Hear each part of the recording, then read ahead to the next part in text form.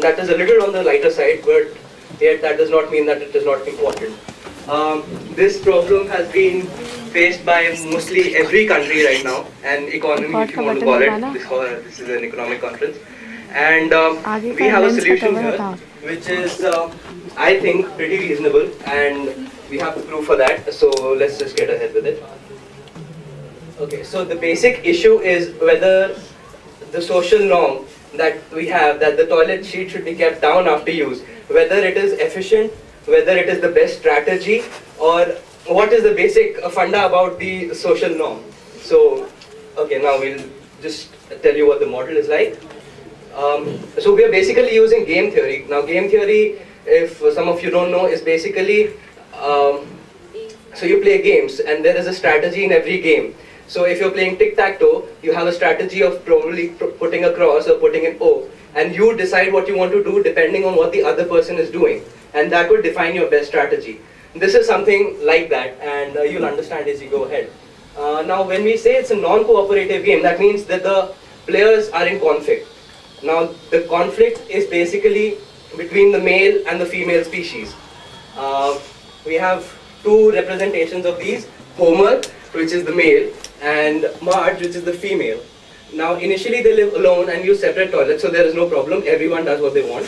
And they basically obviously use these for two operations, number one and number two. The inconvenience cost of changing the seat position from up to down or down to up, we say that it's C. And now obviously the need for number one rises with the probability P, and obviously the number two would be 1 minus P because the probabilities add up. Okay, next. This is the basic game. So now we have the average cost to Homer as a bachelor. Now as a bachelor they're initially living separately, so they're using separate toilets. Now his cost is basically doing number one this time when he did number two last time. So that means that he has to come in. So we have basically P here, which is the probability that he's doing number one this time, into 1 minus P, which is the probability that he did number two last time, and there's a C, which is the cost of changing the seat position. Similarly, we have the other, and that adds up to this. And then obviously the average cost to Marge is 0 because she does not need to change the position. Okay, so now that was pretty simple. Now what we do is we just take a situation where they start to live together and they use the same toilet. Now this creates a conflict. This is where the problem arises. Now basically we have two strategies. Homer, the male species, says that let's just leave the seat in the position which it is. I don't want to deal with any ups or downs. So, and though Marge fights back and says that, you know, if you love me then you'll leave the seat down because it's good for me and it's the social norm or whatever. So we have two strategies, strategy H and strategy M, and we also assume that both of them use the toilet with the equal probability, so the probability of that is half. Now we'll have a new set of average costs, which is for Homer actually doing number one when the last user was Marge, so he has to lift the seat up. The probability of that is P, half is the probability that Marge was the last user, and then he has a cost C. Similarly we get a P probability, which is the probability of doing number one, half is the probability that Homer was there last time and he did number two. And similarly we just add up and we get this. Now this has an average cost to wife Marge also this time, it's not 0. It's basically when the last user was Homer and he did number one last time, so she has to change the seat position. So it's basically P that he did number one and half is the probability that she was there and C is the cost. Okay. Now that was strategy J, when the seat is left in the position which it is used. Strategy M, if you remember, is what you need to leave the seat in the down position every time after use. Now to Homer this adds cost because now every time he's doing one, he needs to lift the seat up and then down. So that's 2P, 2C into the probability of doing number one. To Marge, obviously this is very convenient and the probability is 0, the cost is 0. Now since we're talking of a game, we consider the marginal cost, where the marginal cost is basically the cost and that the average cost after they start to cohabit minus the average cost that was there earlier. So we just have these equations and we'll see what these costs are. We can just move on to the next one.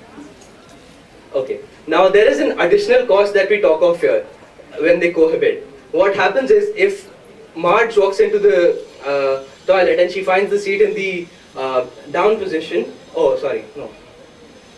In the up position, sorry. So what happens is she yells at Homer because he did not leave it down and he last went. So let's say that costed D, and that is obviously more than the cost of changing the seat position. We can all agree on that. Okay, so now we build the basic game, which is this. Now this, we see there are minus signs because obviously the payoffs are a loss. And the important thing to look at here is the concept of Nash equilibrium. Now a Nash equilibrium is basically what the best strategy would be for one player considering what the other player can do. So in that case, we see that here, if you can consider these two costs, this is basically the cost below are the costs for Marge, and the costs above are the costs for Homer in the respective strategies.